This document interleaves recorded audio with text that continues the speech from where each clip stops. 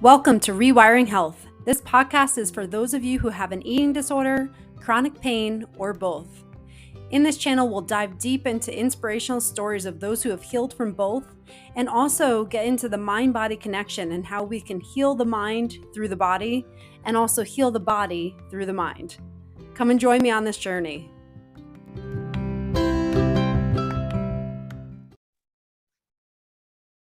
Okay, so welcome to another episode of Rewiring Health. I'm super excited to be joined by Sara Leong-Lopes. She is a physical therapist and the owner of Phase Physical Therapy and Wellness. So welcome, Sara. Thank you so much for being on the podcast today. Thank you for having me, Kelly. I'm super excited to talk with you today. Yeah, same here. I know we connected about a year ago, so it's kind of cool to see how our journeys have evolved to bring us back together again. So it's pretty awesome. Yes, so I want to get right into like your story because I know you help pickleball players now, and I know we kind of talked about a few other things we're going to talk about today, but can you just tell me about kind of where you started, what maybe some struggles you went through, and then how those helped you evolve to what you're doing today? Absolutely. It's funny because like it's hard to talk about myself, but I also love my story. So let's see where this goes. Basically, the easiest place to start is at a very young age, I was exposed to the physical therapy world. My mom is a physical therapist, so I was kind of always aware of physical health and wellness and the body. She actually even like taught me the anatomical names of the body instead of the common stuff. So I would call like it the axilla instead of the armpit, and everybody's like, what are you talking about? So from a very young age, I was exposed to the physical therapy world, and I just thought it was fascinating the way that we could look at people's movement and understand what's going on inside their body. And knowing about my body, I felt helped me to understand what was going on or be able to assess myself in a moment-to-moment basis with my, 7-year-old mind as best as I could. But as I was getting older and getting into high school, I was like, I really, really like what's happening with this. And I found that as I was learning from my mom about how to assess myself, I was able to kind of start telling my friends and helping to educate my friends a little bit on how to be aware of their body. And I found just a penchant for teaching in that avenue. So I knew that I needed to go into a field that would allow me to educate and just spread knowledge that would help people connect with their bodies. And physical therapy was just the perfect segue because I was already exposed to the world and it was paired with the education aspect of it. So I went through school, I went through grad school, started as a physical therapist, and then quickly realized, I'm not doing as much of the education as I wanted to. Like my time is so limited in the clinics that I was working in. I was able to do a lot, but I wanted to do more. And that led to me ending up leaving those clinics and starting my own business, specifically with the pickleball community. Again, my parents were the reason why I got into the world because they got super into pickleball. And because that's their whole world in their community. And I love meeting their friends and playing the sport myself. Then I was like, okay, let's help connect pickleball athletes to their bodies. And now I'm getting that opportunity to educate on people's bodies and connecting them to understanding themselves. And then also getting to know other practitioners that maybe don't know about pickleball so that more and more people in the healthcare field can help take care of pickleball athletes whenever injuries or other questions about how to improve their game do come up. And so that's where I'm at now, just building my business. It's really young. It's only been like 6-7 months since I've like started. And so it's been really, really fun to explore that, but it's just fun because I get to educate, and that's where my heart is at in the beginning. So yeah. That's where I'm at now. Yeah, I love that. And I think the big message from that for anyone who's like trying to figure out their purpose and their passion is that like, you don't just say, okay, this is where I'm going. It's like life directs you in the ways that it's meant to. So it's like nothing is by mistake. It's like all these things are intentionally moving you in the direction of your purpose. And so I love how you talk about how your parents had such a big influence, and then it kind of led you into PT, and then, then into pickleball, and then to like join those, like you can see the stepwise process of like where you started and where you are today. So I think that's amazing. And just the ability to like serve the community in the way that you want to is just such a beautiful thing because we know with physical therapy, there's a beauty to it, but there's also a lot of restrictions to it. So having the ability to serve people in the way that feels authentic and right to you is just such a beautiful way. Very much so. And it's definitely like, I can say this now in retrospect, right? In the moment by moment, year to year, I'm like, I don't know where this is going to take me. But even where I'm at now, looking back, I'm like, okay, I can see where this is going. And then I still have no idea where it's going to take me from here. I just know my trajectory is in line with my values. And so I'm probably going to have fun wherever it takes me, as long as I stay aligned with that. Yeah, definitely. And there's a big thing I've been kind of, it's been ingrained in my head, and I wish I heard it years ago because it would have really helped. But what you're saying, it really resonates with that. It's like you can either lead in fear or you can lead in faith. And you don't know, no one knows what the future holds. You have no idea. So you literally have a choice. You can either be fearful of the unknown, or you could just have faith that it's going to help you figure out where you're meant to be. So I love that you're leading in that faith ability to, like, you don't know what's going to happen, but you just trust the process. Yes, as much as I can. I mean, there's definitely moments that I wake up and I'm like, oh, fear's like really trying to take control of the narrative. But yeah, it's a daily effort to pick faith over fear. Absolutely. Totally. Yeah, it really is. And I like how you said that too, because it's not just like, okay, you make the decision, everything's easy from then on out. That's completely not how it is. Like, you have the ebbs and flows where you feel like you're on the top of the world, and then you're like, oh my gosh, what am I doing? So it's the natural process. But to have a dialogue with yourself where you can get yourself back to that like balanced state is so important. To do that, do you have a routine or like a self-care routine or things that you do to keep yourself at like that good place where you can be productive and move forward? Yeah, this is something that I've actually been experimenting with a lot, because it's changed with every season in my life. The routine that I had when I was in college was different than when I was in grad school, which was different than when I was working at a clinic, which is different when I changed jobs to a new clinic, and even more different now that I'm, creating my own schedule in the morning. So my routine right now that I have found works for me is waking up naturally. I do try to set an alarm around 7, so I'm out of bed for 7. But even better is when my body wakes up naturally at like 6 or 5:45, and I'm like, okay, great. So but if I've learned about myself is that if I'm in bed after 7, I lose momentum for the rest of the day, or it's a struggle to try to build it back up again. So something that I've just taken note of myself is like, if I can get out of bed by 6 or 6:30, that's an amazing start of my day. And then from there, I kind of have a go-to routine where I brush my teeth, wash my face. And if I skip even like moisturizing, or if I skip washing my face, like I notice that it kind of throws me off a little bit. Like my body loves the affection that I give it by taking the time to brush my teeth and wash my face and moisturize it, because I have dry skin. And then after that, I kind of do something that helps I go through rhythms of my day. So usually the first rhythm of my day is after I wash up, I wake up my mind. And for me, that's having devotional, that's praying, that's reading a book, that's just sitting with myself and doing just mindfulness work with my therapist. I have a mental health therapist, and she and I are just working on ways for me to get in tune with my inner self. And so sometimes that will only take 5 minutes. Sometimes that will take a whole hour. That's the beauty of my schedule now, is I can allow myself that time. And the earlier I wake up, the better I feel about taking a full hour. And then after I wake up my mind, I do something to wake up my body. Sometimes it's throwing on a song and just dancing all out for 5 minutes. And sometimes it's going for a walk or going out and playing pickleball that morning, depending on the weather. And then after I wake up my body, I do something that allows me to overview the day, plan for the day. And that helps me to feel ready to go for whatever the mission of the day is, and to be able to tackle whatever I have on my plate. And usually waking up, that's my self-care routine to help ramp me up. And then my wind down routine is kind of the opposite. I'll do something in movement wise to calm me down. I'll do something brain wise to calm me down. And then I'll brush my teeth and wash my face again at the end of the day. And again, if I missed any of those, my body's like, I don't feel relaxed. And I notice it when I sleep.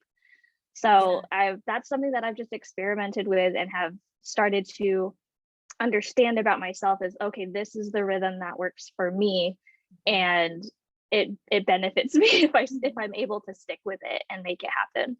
Yeah. There's so many things what you said. I mean, it's so important to have those bookends. Like start your day with something that's predictable, routine, and end it with something that's predictable, routine, because we all know life gets in the way in the middle and we can't control that. So if we know we're starting out the day with something for ourselves and we're going to end it with something for ourselves, like it's easier to be more resilient to the things that get, hit you from every direction during the day. Yes, So, so absolutely. important there.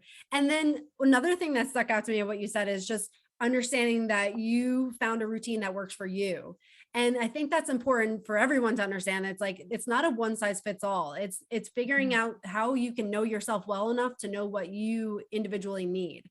Yeah. Because you can look at all these things like, oh, I do this, and this, and you can list all these routines from, the best people. And it's like, it may not fit your life and it may not fit what you need. So Mm. it's great to hear different ideas of what works for different people and then try it. And that's part of the beauty of it, is like, just try something new, because our brains will be responsive to that. If it's something new, it may love it, or you may have a lot of resistance, and then it's just not working out for you. So it's really awesome that you found your path and like what's worked for you, and Yes. also that it worked for this season and Mhm. it didn't maybe work for another season. So that's another Yeah. thing. Like, we're meant to change, and if we don't evolve what we're doing with the change, then we're going to get stagnant. So Yes, I think so many absolutely. important points that you talked about there. Yes, But and that is one of the reasons why my company is named Phase Physical Therapy and Wellness, because I'm wanting to try to embody. It's a reminder to myself, but I'm hoping that I can also act as a reminder to anybody that comes through my business as, hey, we go through different phases in life. We need to be able to take advantage of those transitions and changes and not, be concerned about what came before or what's coming after, because yeah. where you are now and the season that you are at now, there's so much that you can do with it.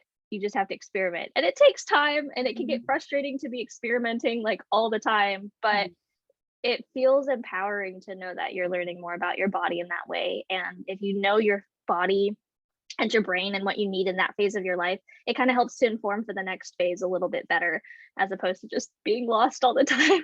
Yeah. No, that there's such a great point there, because first of all, I love your company name. I didn't know that was the reason behind it, but I Oh yeah, love that. That's thank that's you. amazing. And it's so important to be aware of that and expect it. Like what worked 5 years ago may not work today. And Yeah. when you anticipate that, you can say, okay, that's just part of the process, rather than like, oh my God, what's wrong with me? This used to work so well for me. Oh my gosh. Like, Mhm. so you take the blame off yourself, which a lot of people put blame on themselves. Like, oh my gosh, I was so good a year ago. Now I'm just off the routine, forget it. Like, and Mhm. so having an understanding that there are seasons, there are phases, there are times in your life where things are going to evolve and you have to evolve with it, is such an important thing to understand. Yes, agreed. When you talk about phases, like as far as stress, like how has that played a role in you with you, as far as like maybe when you didn't have a self-care routine, or when maybe your self-care routine wasn't fitting what you needed? How did that play a role in your life?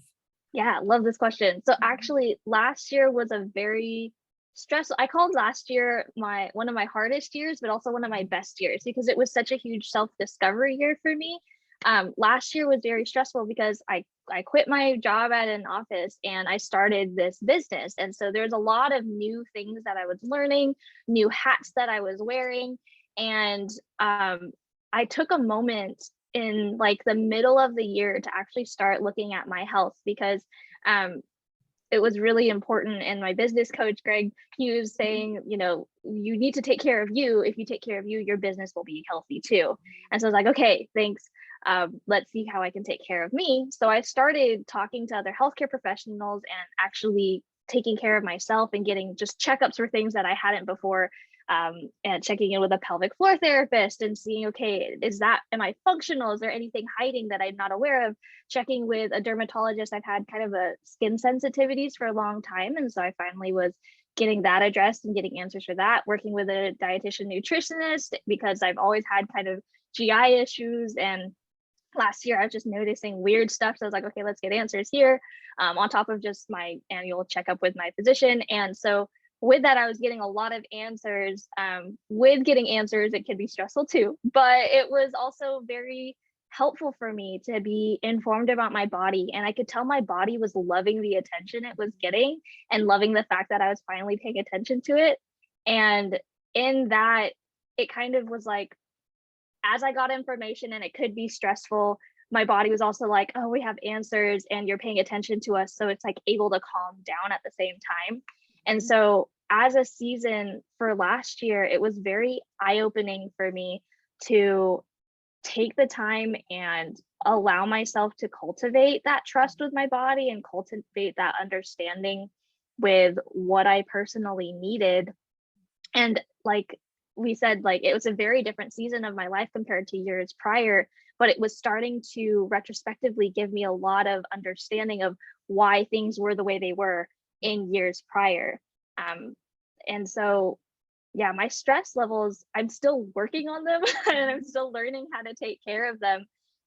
But I have a much better understanding now than I did even a year ago. And in the midst of it a year ago, I didn't have answers. In the midst of it now, I don't fully have a routine yet still, but I have answers, whereas before I didn't. So it's been an interesting another journey of phasing through that understanding. Yeah, definitely. And two things again that stuck out to me are like the permission that we give ourselves to take care of ourselves, Yes. and then the Yes. knowledge. And those two things cannot be downplayed when you have permission to take care of yourself. And that's something I actually experienced too with going through Greg Todd's program, because I thought Yeah. that I always had to like put everything before my own personal care, because no, this all needs to get done before I can take care of myself. So I always put Right. myself on the back burner too. And I, hearing from someone who's been through it and practices what he preaches, I was like, oh wow, like I have to think differently. Like I have to take care of myself, just like you said yourself. You have to take care of Mhm. yourself if you're going to be present and show up with the energy that you need for everything in your life. So Yeah. giving yourself permission, and even getting permission from somebody outside of yourself, can Yeah. really shift your mindset and be like, no, this is what has to happen. And then Yeah. it becomes non-negotiable. And Yeah. then the other thing is the knowledge. Like when you are experiencing symptoms and you don't have knowledge, it's Mhm. fearful. It just perpetuates the fear cycle of like, I experienced this, it's very real to me, I don't know why I'm doing this, and now I have worse symptoms because I'm in more fear. So having the knowledge and seeking it out like you did squashes that and breaks that cycle. And now you can figure out, okay, how do I move forward, rather than going in this vicious cycle of what I'm experiencing. Yes. So Absolutely. yeah, when you talk about cultivating a better relationship with yourself and figuring out how to get in tune with your body, what do you do to do that, to get into where you feel like your brain and your body are not so disconnected? Yeah, great question. Part of it in my journey has come from my mental health and from the conversations I've been having with my therapist. Something that I've been going through is internal family systems. It's a method that um, was coined, I believe. I think he coined it and he kind of started developing it more. Dr. Richard Schwartz, he's another individual who wrote a book on it called No Bad Parts. My therapist recommended it to me and it's been great. But basically internal family systems is saying that we have different parts of ourself that come up when we need support, and some of them operate out of fear and some of them operate in response to something that we're lacking, whether it's like something that's protecting us, a protector part, or a part that's trying to help you manage things when things get too much, or there's even parts that are firefighters that come in and kind of damage control, or like your exiled parts, which are the ones that are kind of hidden away because they carry too much pain or fear or trauma or whatever. And so going through that has helped me get in touch with a lot of the internal experiences that I have and the fears or the values that I have on the inside. And for me, that's helped me to become more intuitive to, oh, when I'm in this moment and I'm trying to work on this webinar presentation and I'm trying to make it super like exhaustive and make sure everybody gets all the information that they need. I know that that's my completionist part trying to say, hey, you value information, you value knowledge, you value the whole picture. It makes sense that you're trying to represent it in this, but also I'm learning how to address that completionist part and bring out the true self that's a little bit more compassionate, a little bit more creative and confident in just providing the most viable product, which we hear a lot, done is better than perfect. And it's very true, because the knowledge is getting out there. It's the first pieces of the knowledge, and that's going to help somebody. The completionist part can still get its job done. Maybe we just like drip content or like put it out in pieces instead of all at once, because that could be overwhelming for some people. So the internal family systems method for me has been really helpful to cultivate my own intuition, because that's allowed me to experiment more with how I respond on the day to day, and be able to recognize a little bit more like I have poor awareness of when I need to eat. Like I can work for hours on end and forget that I need to eat or need to drink water, or I need to probably get up and go bathroom, or I need to move. So I have like, I'll show you here. I have like a visual timer that I keep, so that because I can't do like, if I have my phone nearby with an alarm, I will get tempted to look at my phone. And so the visual timer is helpful for me, because I can just glance up and see, okay, well, when this goes off, I'm going to get up, stretch a little bit, and check in with my body, see if I need to eat something, snack on something.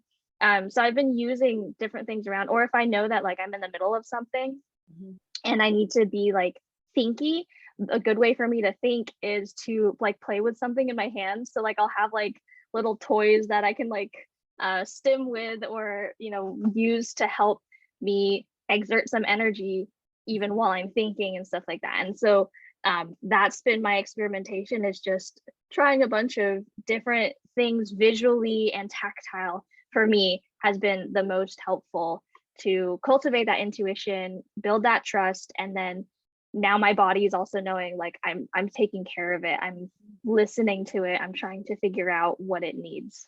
Yeah. Oh my gosh, you said so much. I love it. Like there's so many things there. The one thing that like really stuck out to me is that you're the experimenting, figuring out what's working for you. And a lot of times when we have those mindsets of like the completionist mindset of like, it's almost like a perfectionist, like this has Yeah. to be the way it has to be and nothing else is going to be good enough. And when we get into that, like, unless we question that, we're going to continue down that path. And then what happens is that we end up getting things just to numb us from how that creates so much turmoil within ourselves. So we feel like we're perfectionists. Now we're systems and turmoil. We're not addressing our needs. And then we go to something to like just mindlessly numb it to deal with it. So it's like, again, breaking that cycle. Like you recognize this is what my internal dialogue is. You questioned it. So do I really have to have this done? Do I really have to make it perfect? Like, how is that serving me, or even serving the people that I'm serving? And then you changed what you're doing, and then figured out how you can now get into a place that you're responding to your body cues, responding to your needs. And now you're stopping that stress cycle. You have healthy mechanisms for dealing with it. It's like, you can see how everything just goes into a better direction once you recognize the change that you need to make. And like the clock, love that. That's a great idea. And especially taking it off your phone, where a phone can be very much of a numbing mechanism and escapism in not a healthy way. And then also the fidgeting, because there's actually a lot of science to that when we have a stress response, we have to release that physically. It's like a lion that goes to attack its prey. There's a physical release of his adrenaline, and then it's okay. It goes back to normal. But as humans in the modern world, we get a stress response and we sit. And then we have this pent up stress and we don't know how to handle it. So just adding something like fidgeting or going up for a walk or doing something, that's your release. And so now it allows you to move forward rather than being stuck. Absolutely. And for me, in my experience, I have a lot of issues with like inertia, like an object that's in motion stays in motion, an object, and that includes even an object that's not moving. So for me, if I haven't been moving, I recognize that it feels like it takes so much effort to move. So starting with this is a really nice way to get me moving. And then sometimes from there, especially because my chair is like a swivel chair, I'll just like swivel in that, or I'll shake in the middle of the chair, because it's not demanding me to stand up, which sometimes can take a lot of energy and a lot of effort, whether it's physical effort or like mental effort. And so that's kind of one way that's helped me to. And that's something that I've also just learned in the last like 7 months, is that that's something that works for me, because especially when I'm stressed and I'm not aware of the, signals my body is telling me, I know that I can at least trust on this visual timer. This is off of Amazon. There's like very like, this one's a 60-minute one. They have one for like different intervals, but I know that when that goes off, my body knows that I'm going to be checking in with it. I'm going to be swiveling, I'm going to be shaking. And once I do that, that will probably get me to stand up and address whatever else is needing attention. So but again, that's like super recent. If we talked a year ago, I would not have those tools yet. So it's very, very recent. Yeah, it's amazing. And you can see how it stacks on one another. Like the timer goes off, you start fidgeting, moving, now you're getting up. Like it's just stacking. And this is like your routine that you've established. And there is a lot of science to that. If you look at like, I mean, my baby, my dog, like when I see them like sleep for a while and then they wake up, the first thing they do is like stretch, they breathe, like it's called pandiculation. They're actually priming their nervous system to get moving. So what you're doing, you're priming yourself for movement. And that's why it doesn't feel like it's so much resistance to like go from sitting to standing. Like, okay, now this is just the natural progression of what I do. Exactly. And yeah. And it's awesome that you have such a routine. And I think it's really impactful to see what you're doing, because for someone who's like, oh my gosh, that's how I feel, like, here are some tools you can start implementing that really do work, and just try them. Like, that's the big thing. Just give it a try. What's the harm in trying to do something different?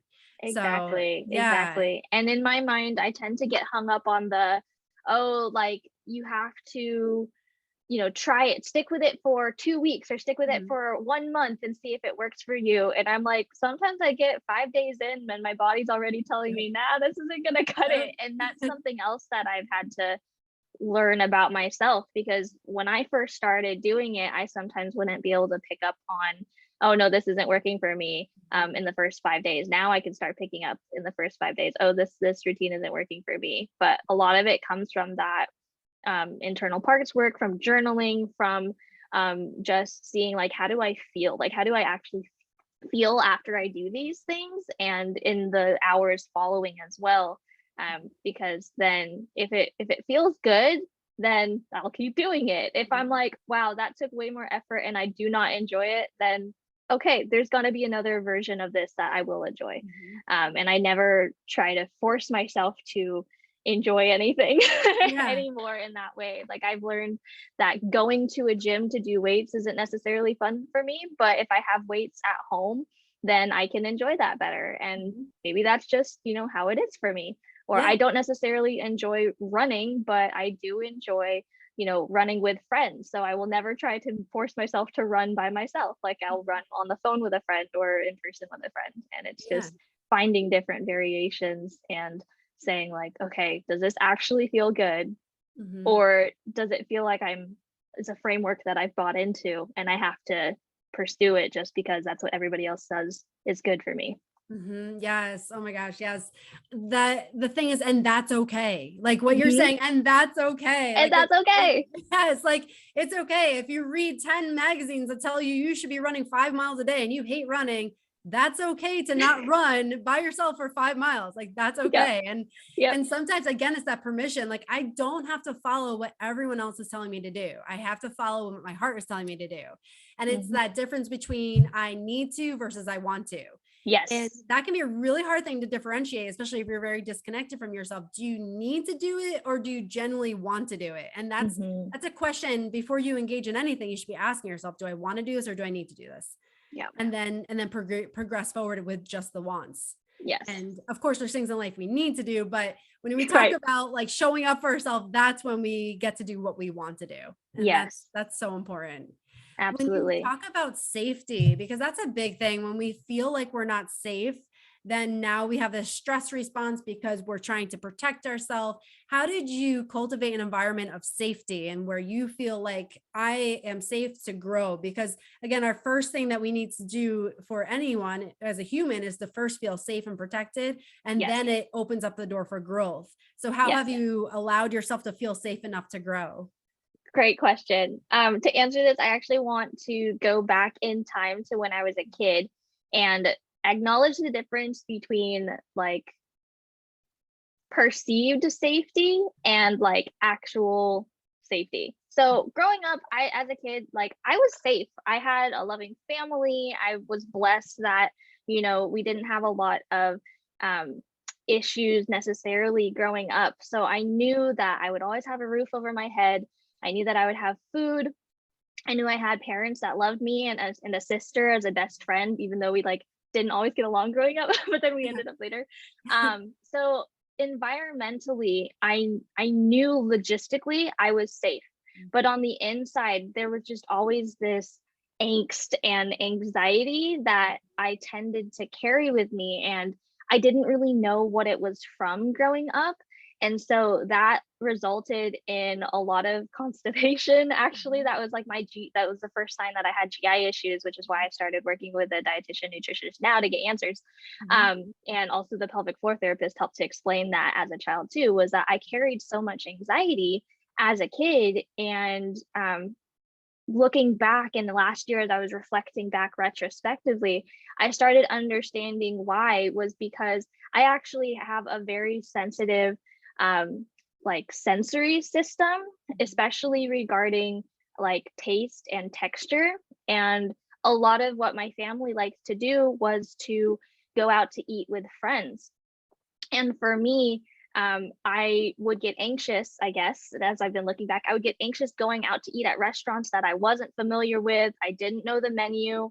I didn't know what was in the food. And because I knew that sometimes when we would go out to eat in the past, I would get stomach aches from it, or I would end up having to spend the majority of the time in the bathroom or coming back and forth from the bathroom because I didn't feel good. And then that would induce another type of anxiety because I was like, oh, like people are noticing I'm leaving to go to the bathroom all the time.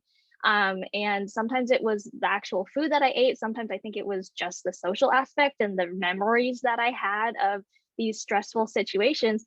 Even though I knew the people around me loved me, I knew they were concerned for me, they cared for me logistically, I had nothing to worry about, but there was something not right in my body.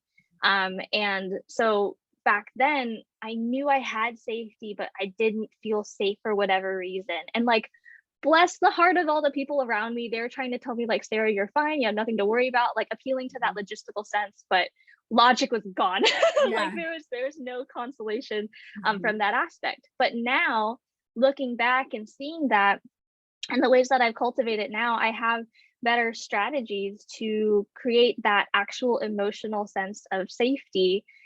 So if I go out to eat now, like sometimes, yes, still I'll get a little bit anxious, but like now I think ahead to, oh, let's look at the menu ahead of time and Mhm. like see what's in it. If I really have concerns, I'll call the restaurant and ask questions about the ingredients or the menu, or I will look at pictures ahead of time. So if I do happen to get anxious or need to go to the bathroom, I know exactly where it is.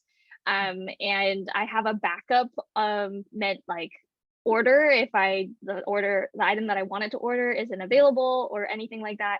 So like when I'm going out to eat, that's something that I've done to help accommodate myself. And then at home, I just have a lot of things around me that make me feel safe, like toys that I can stim with. I have a blanket Mhm. that I actually got when I was on a mission trip in Peru. So it's like alpaca wool, and I love the feeling of the alpaca wool.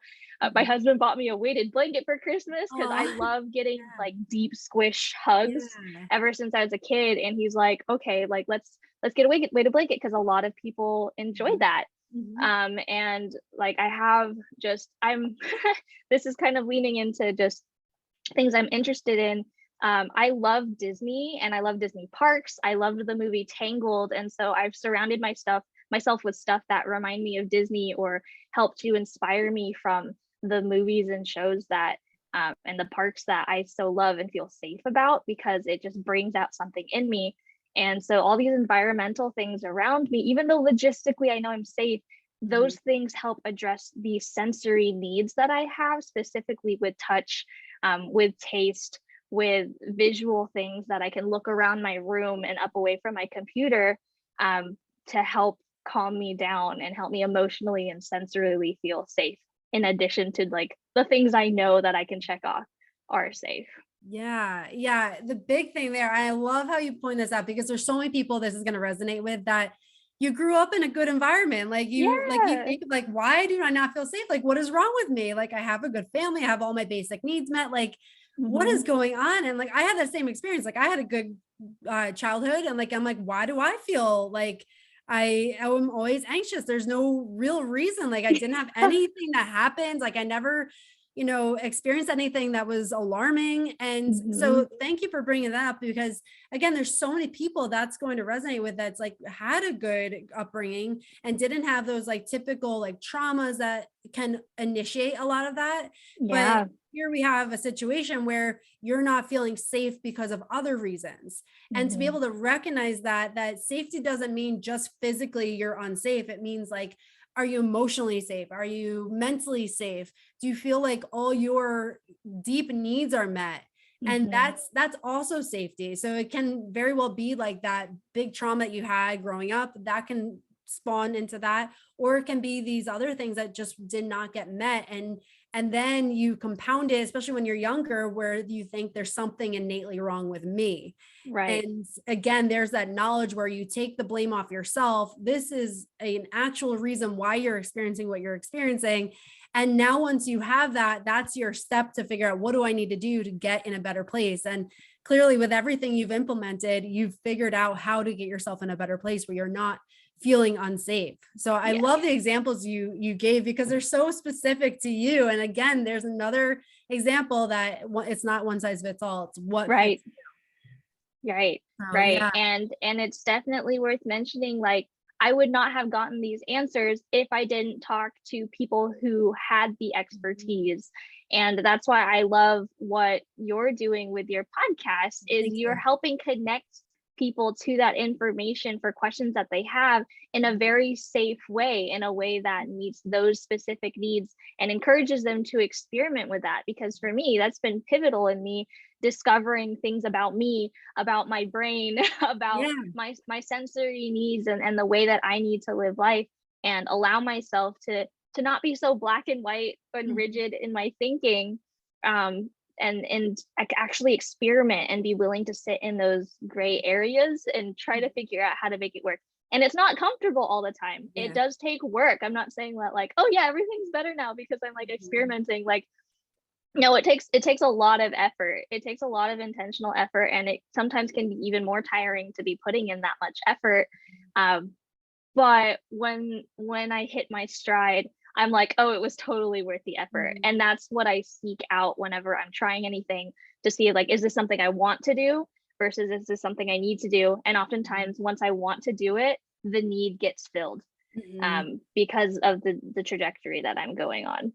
Yeah, yeah. And just to talk on resources, having the right resources, having the right support system, because the biggest things in life are not meant to do alone. You're not meant to Right. get through this alone. Like, if you Right. think you can, then you're misinterpreting how big of a battle some things can be. So Yes. take the resources, take the support system, no matter what it is. If it starts out with a podcast that makes you think of the next step, again, going back to, you don't have to have all the answers today, but you just have to have the next step. So hopefully something, for anyone who's listening, if it resonated with you, take this, take a next step to where you can take that. And then now you're at a different level. And now you can figure out the next step from there, and just go at a graceful pace that works for you. Because if you try to force it, you're going to throw yourself back into a bad place. So you just got to take those stepwise steps to get to where you're going to.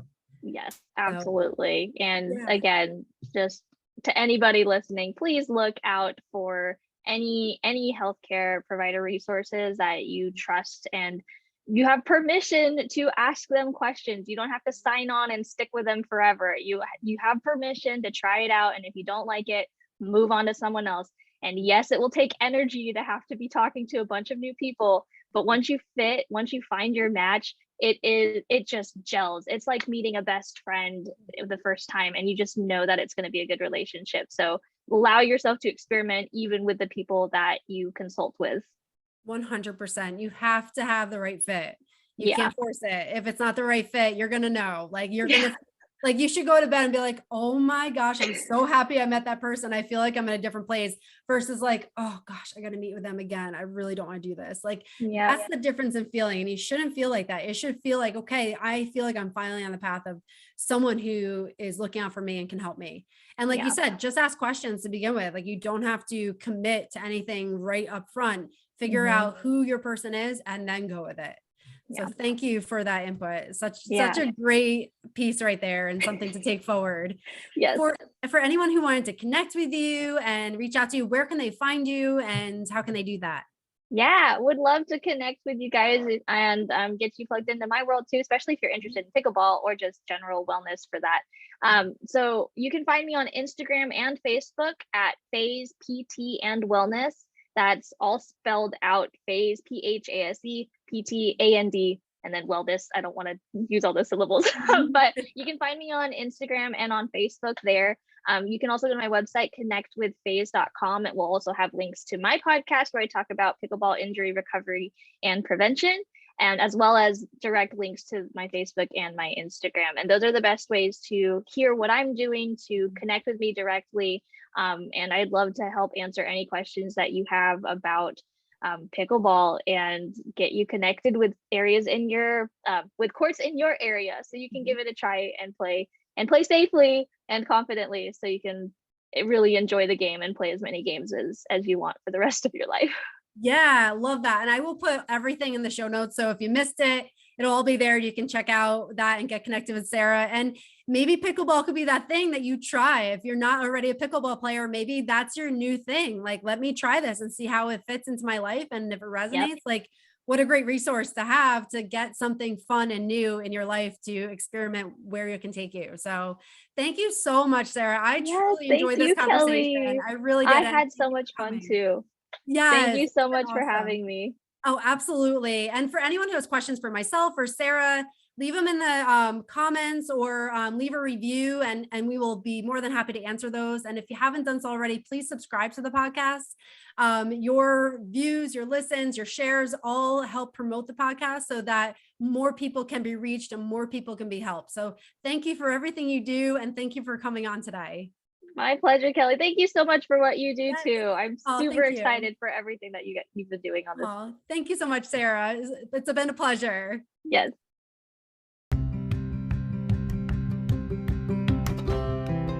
Thank you for spending your precious time to listen to this episode of Rewiring Health.